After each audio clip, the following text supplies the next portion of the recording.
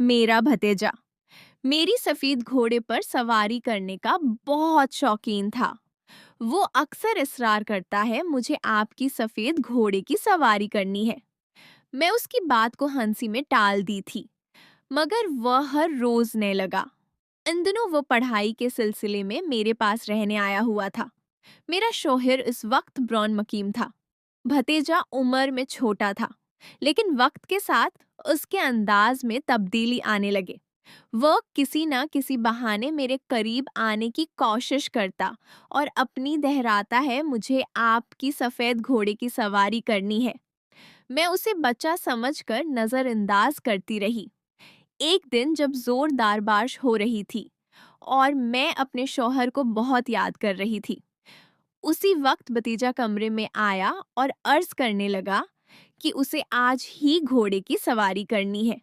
मैंने उसकी बात मान ली और पूछा, बताओ मुझे क्या करना होगा।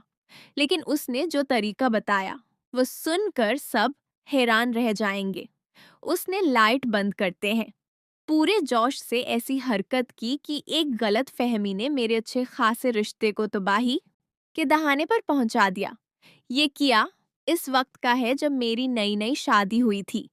मैं गरीब घराने से ताल्लुक रखती थी, उसी लिए वालदीन ने कम उम्री में ही मेरी शादी कर दी।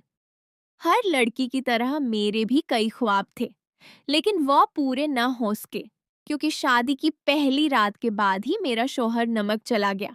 शादी जल्दी में हुई थी। मैंने सुना था कि मेरे शौहर के वालदेन इस दुनिया में नहीं थे और उसकी एक छोटी बहन थी, जिसकी शादी वो पहले ही कर चुका था।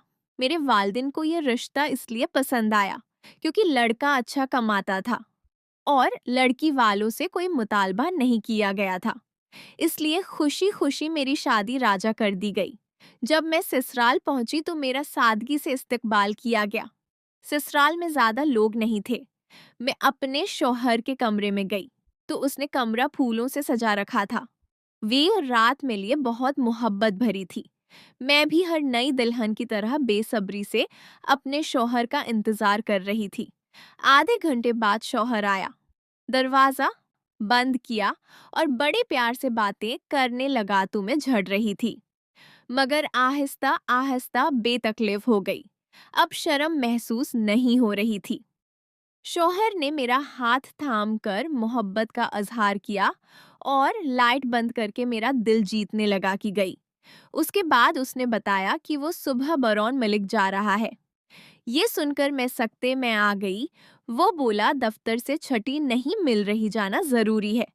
परेशान ना होना, जल्द वापस आऊंगा। मैं आपके पास होगी।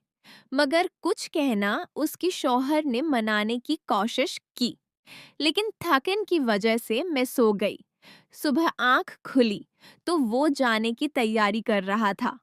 मैंने रुका मगर उसने कहा, काम फौरी है, छुट्टी नहीं मिल सकती।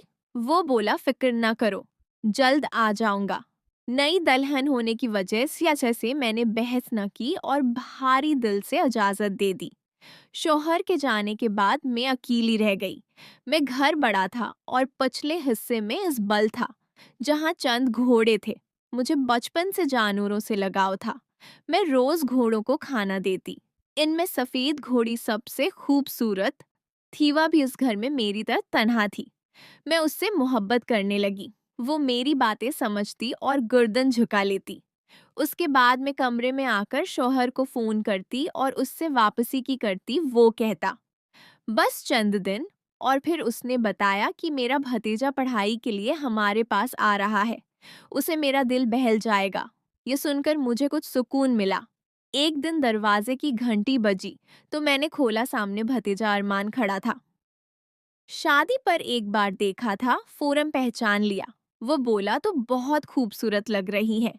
मैं शर्मा गई और कहा, उधर आओ, तारीफ आबाद में करना। वो भी साल का खुश शक्ल का था, मगर उम्र से बड़ा लगता था। मैंने उसे कमरा दिखाया और नाश्ता बनाया। वो खून देख रहा था, मगर मुझे देखकर फोन हाथ से गिर गया। नाश्ता करते हुए वो तारीखी करने लगा, जी आपके हाथों में जादू है। उसकी बातों पर मैं हंस पड़ी और शौहर का फोन आया। उसने कहा, अब तुम्हारा दिल बहल जाएगा। मैं खामोश रहे क्योंकि शौहर की जरूरत थी। भतीजे की नहीं, बाद में इस लगी सफेद घोड़ी बहुत आइडियल हो रही थी, जैसे आजाद होना चाहती हूँ। और मान भी आ गया और बोला कि ये जोड़ी बहुत पसंद है, बिल्कुल आपकी तरह खूबसूरत। उसकी नीली आंखों पर तो कोई भी फदा हो जाए। फिर उसने कहा कि मुझे उसकी सवारी करनी है। मैंने हंसकर टाल दिया। हम बातें करते वापस आ गए। रात के खाने पर भी उसने वही बात दोहराई जा चुकी है। मुझे आपकी गाड़ी की सवारी का करवाई गई। मैंने हंसकर टाल दिया क्योंकि मैं उससे बच्चा समझ